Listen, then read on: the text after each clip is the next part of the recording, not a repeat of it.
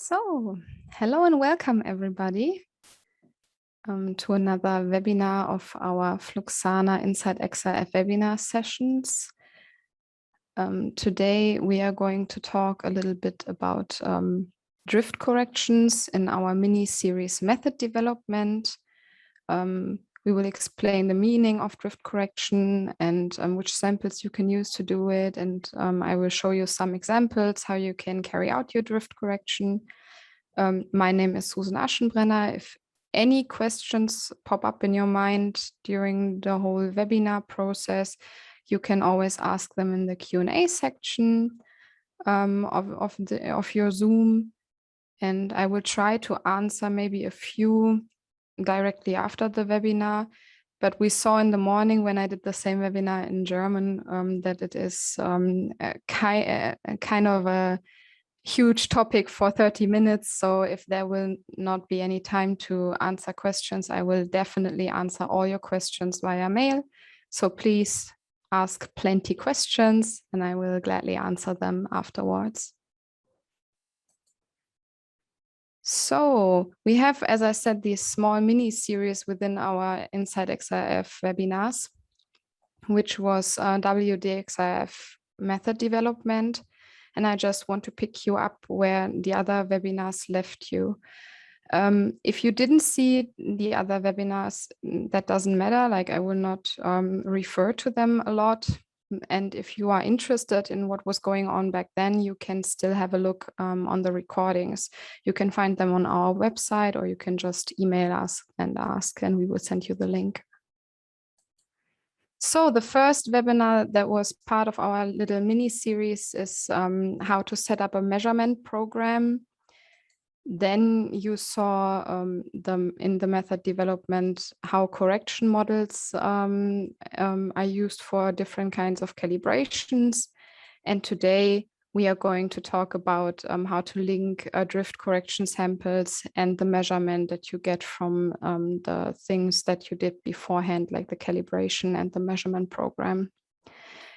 And I just want to tell you that there will be a fourth webinar that will deal with validation of your method. And this one will be in November, so stay tuned for that. So we are dealing with X-ray fluorescence analysis. And what are we doing? We are having some sample, some raw material or product. We are doing some kind of sample preparation. And afterwards, we are analyzing the sample in our X-ray fluorescence spectrometer. And then we get the results from the device and we evaluate them. And our simple aim is the analysis of the sample. So today we're talking about drift correction. So we are mostly talking about the spectrometer itself, but what are the requirements? What has already happened before we are thinking about drift correction? So first of all, you did your measurement method already, and you did your calibration and all the corrections that come with it. And everybody who is calibrating these kinds of devices knows that, that this takes some time and effort. And what we want to do is we want to use the calibration and the corrections that we did and that we put a lot of effort in to make it make the results be true within their uncertainties that we tolerate. We want to use it as long as possible. And now we are facing the challenge that we are dealing with a relative method here. So what we are doing is we are teaching the device how different concentrations look in intensity. And this also means that the values that we get, they are only correct as long as all conditions stay stable. But we want long-term stable results. So at some point, we have to have a look how we can correct for changes that can occur. And these changes that can happen are also often referred to as aging of the spectrometer. So these are changes that are due to component wear. For example, like two very common examples is the decreasing of the intensity of the tube and the decreasing of the detector sensitivity. And when you are facing this component wear, at some point you will have to compensate for that, because otherwise your methods will not show true values anymore, because you will have less intensity. And if you don't correct for it, the device will give you a lower concentration than you expect. Same goes for a service, but somehow the other way around. For example, when you're exchanging a tube because the tube reached the end of its lifetime, then you suddenly have way more intensity than you were left with before exchanging the tube or exchanging one or more crystals. I put the service in brackets here because most of the times a drift correction alone will not be enough after such a huge service with your spectrometer. But it can at least help, and you will at least see like where you're standing. So what is drift correction? Drift correction is the compensation of these changes that we see in the measurement signals and that are coming from changes in the spectrometer, and especially these two things that are due to the component wear.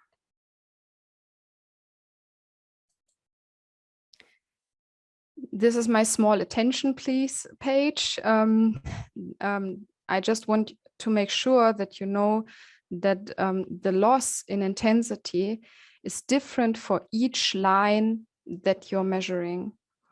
There are some that are maybe similar, but it will always be a little bit different for each line.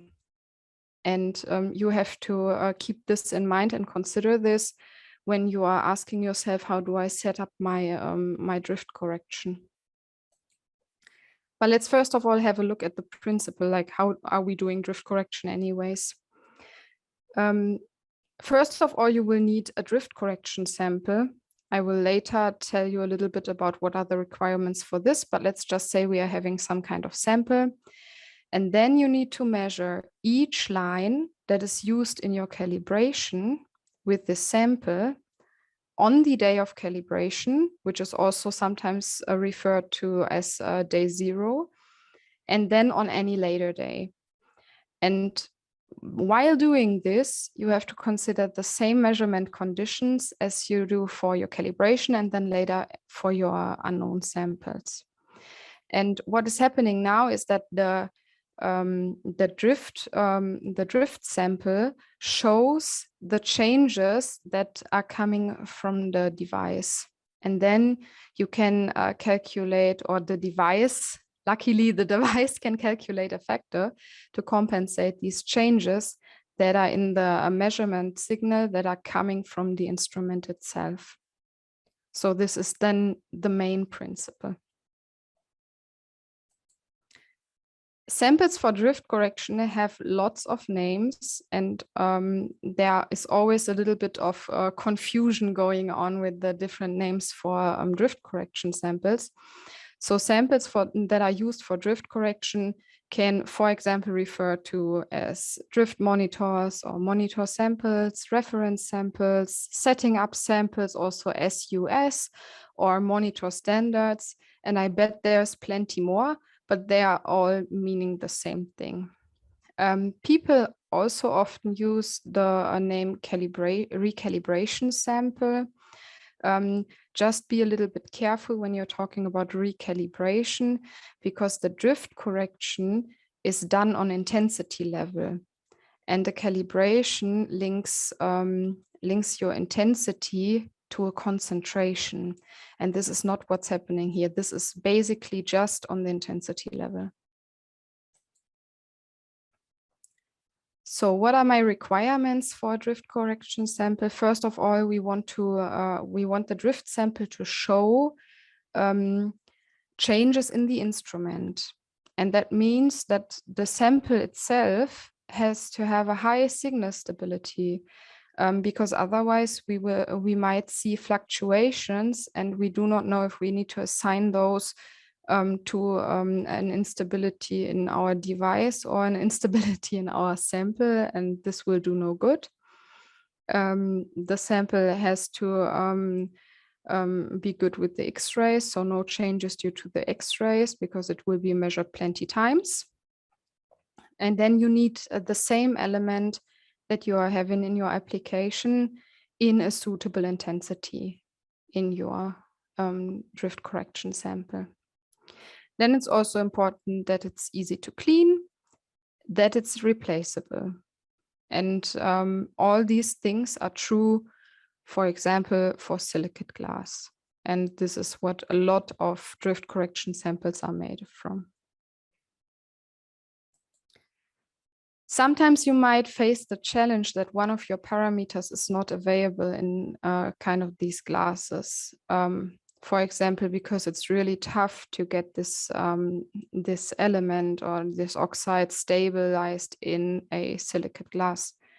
Then you can do the trick that you just measure neighboring lines under the same conditions, and the changes that they are facing, they will not be the same, but they will at least be similar. What I get a lot as a question is, can we just use a prepared sample? The problem with the prepared sample is often that it's not long-term stable, and you want to measure it for the whole lifetime of your method. And then you will have the same problem I already addressed, that the sample might be not as stable, and all the fluctuations that is happening due to the sample will be assigned to the instrument, and then the results in the end will be slightly wrong. Where can I even find a suitable sample for drift correction? I want to refer to our FLUXANA database here. Many of you might know our FLUXANA database. It's basically a database containing plenty of reference materials. I think it might be around 16,000 available reference materials that are in there right now, and we are always collecting more. And you can see here that when you filter the base for XRF drift monitors, you will get some drift monitors here, and you can even filter for an element and then for a min and max. So with this database, it will be easy for you to find drift monitors. Now there are different models for drift correction, and I want to show you the two common ones. The first one is to base the drift correction on a low and a high sample, and the second one is just to base it on a high sample. We will start with based on low and a high sample, because this is like the more classical way to do it, the classical approach. What you do here is that you measure a low sample, here depicted in yellow, and a high sample, depicted in orange, and you measure it on the day of calibrating. This is our day 0 here, and then on any other day, which is our day 1. For this kind of drift correction, no background measurement is necessary. The intensity of the low sample should be as close as possible to your lowest sample that you're using in your calibration. And the low and the high sample must be different by at least 1 order of magnitude, because otherwise you might have problems with overcorrections because you're extrapolating so much. I already said this is like very commonly used, and this is due to the fact that no background measurement is needed here. Also used for simultaneous spectrometers or any spectrometer that has fixed channels. And then the second approach, how to correct the drift, is just based on the high sample. We can see kind of similar graphic here. We have our measurement of the high sample on day 0, and we have the measurement of the high sample on day 1. Very important here is that we are not having a look on what is going on down here. So the analysis of trace elements will then only be possible when you combine this way of drift correction with a background measurement. So this is very important at this part. You will not be able to reliably analyze traces using this, this model for drift correction without also doing a background measurement in your measurement method. Again, you are comparing, and the nice thing about it is that you only need one sample here. I talked about measurement conditions before, because we said we need the sample, we need to measure each line on the day of calibration and on any later day, and we have to consider the same measurement conditions. But what do I mean by measurement conditions? I mean especially the angle, the PhD window, the filter, the detector, the voltage, and the current that is applied there. This does not apply to the measuring time. The measuring time is not a measurement condition. This is sometimes forgotten, and but this is very crucial to our drift correction, because what we are seeing is that the statistical error will be smaller the higher your measuring time is. And I would like to show you this using this formula. So we are having the statistical measurement error here, and this is equal the root of the sum of the counts. So within the total measuring time. An example, you are having a stable count rate of 1000 counts per second, and you are having differing measurement times. If you are measuring 1 second, you will have 1000 counts, and this will make up a relative measurement error of 3%.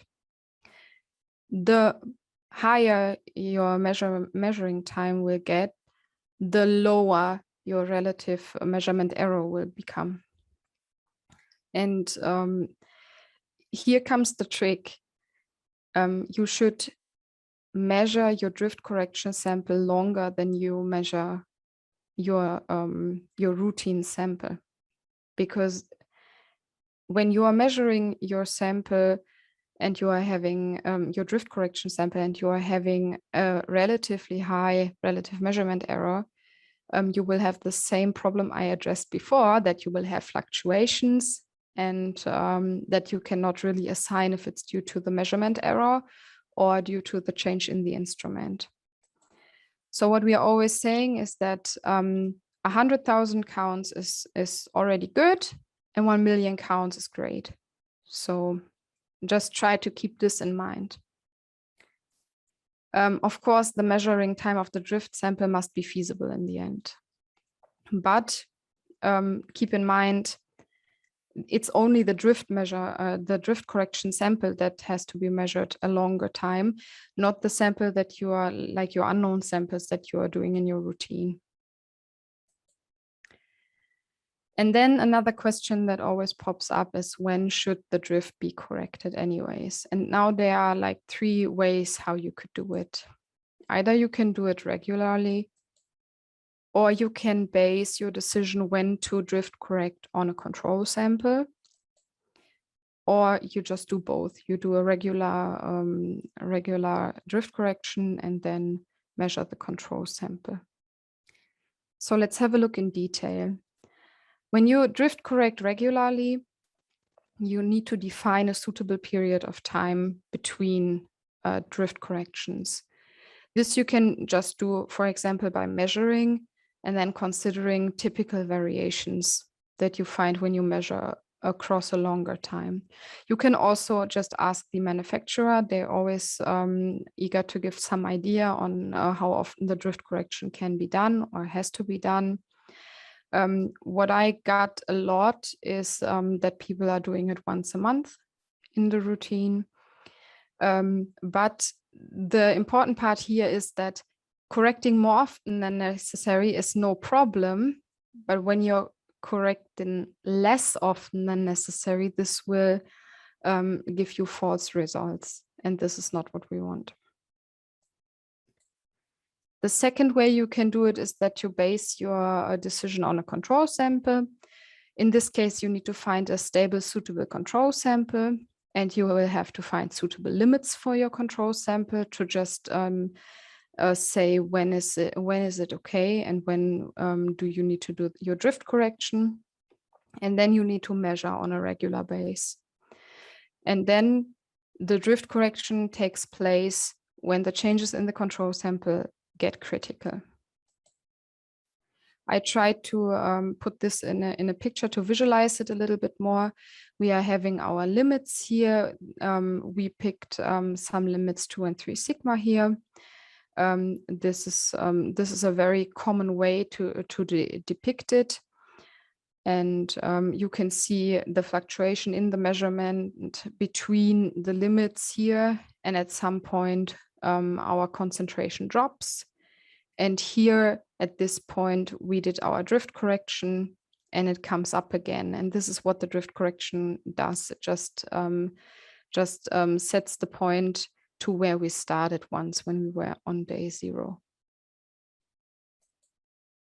And then the last thing that you could do is regularly and based on a control sample. Then you would first measure your drift sample, and afterwards measure your control sample and see if the drift correction worked properly. And this is actually what we do in our FLUXANA lab. We are doing a daily drift correction, and then afterwards we are measuring a control sample to see if our daily drift correction worked out.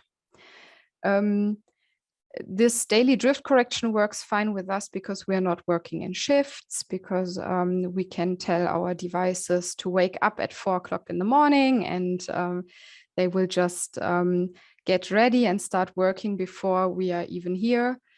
And as soon as people are in the lab to work, the daily drift correction will already be done.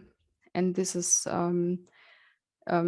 something that might work for your routine too.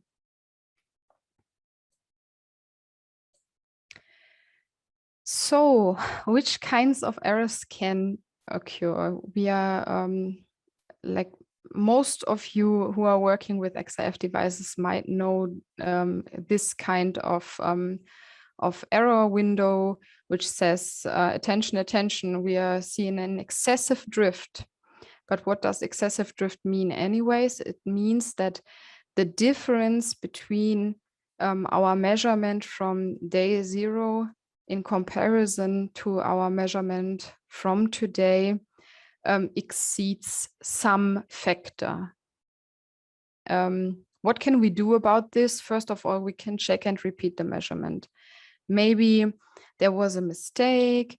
Maybe somebody put the wrong sample in the wrong cassette. Maybe it was not placed correctly in the sample holder. Maybe there is dust on the sample.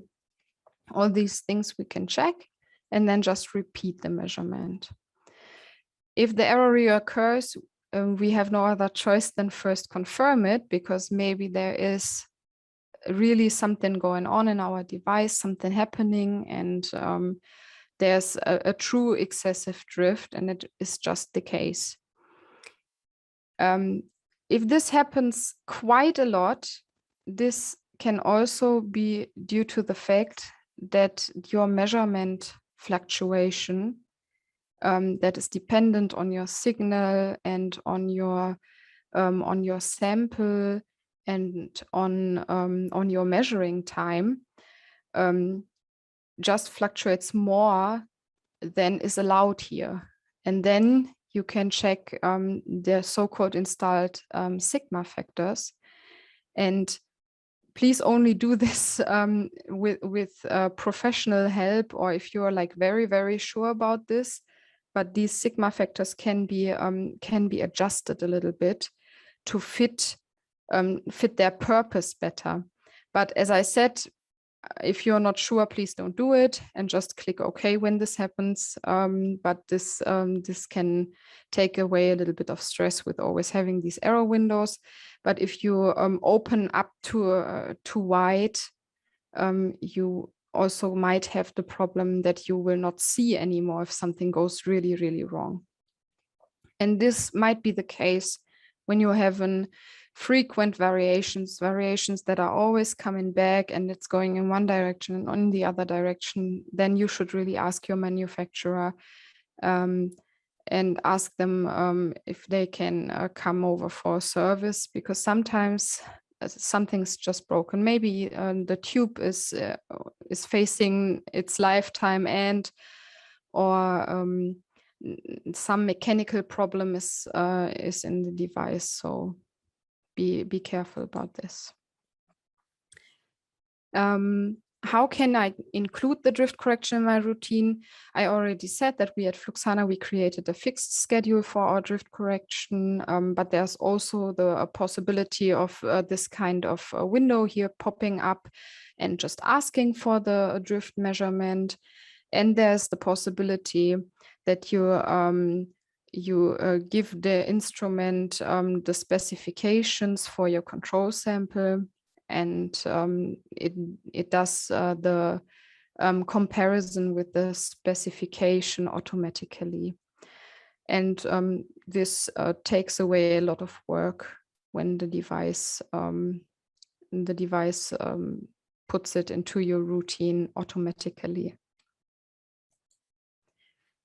So the worst thing that can happen, what if my drift correction sample is destroyed? The most common thing that might happen and is really bad is the sample fell on the ground and it broke and it shattered and you have million parts and pieces, and all your methods are based on this drift correction sample. Very bad day. I said in the beginning when we talked about requirements that the sample has to be replaceable, and this is the case. So when you, for example, have one of our monitors, you can basically order a new one.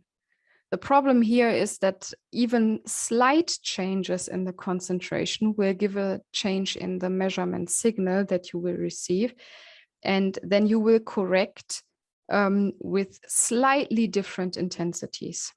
And this means that you will have to adjust your XRF device to the new sample, to the new drift correction sample. And this is kind of complicated. If something like this happened to you and you need some help, we are very happy to help you with this.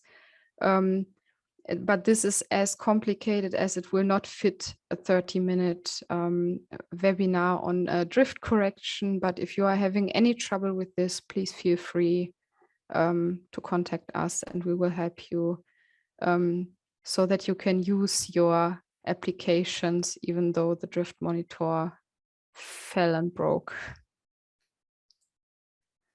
So let's have a look on what we did today. We were coming from the point where we did all our calibration work, we put a lot of effort, and now we want to use our installed method as long as possible and have long-term stable results. To achieve this, we need the drift monitors, and the drift monitors need to contain all the elements that I depict in my method. Then we need to decide on a drift correction model, and we need to implement it into our daily routine. And as soon as we did that, we will be able to have long-term stable results from all the effort we put into making a nice method, nice calibration. So now we can also tick our linking of the drift correction samples and our measurement. And once again, November 17th, there will be another webinar on validation. In the meantime, also in October, there will be another webinar on statistics and measurement uncertainty, also very, very interesting topic. For me, it's left to say thank you for your attention. And when I look, there's not really time for question answering here on the fly, but don't worry about it. All your questions will be transferred to me and I will answer them all via mail. So just wait for my answer. Thank you for your attention and see you in the next webinar.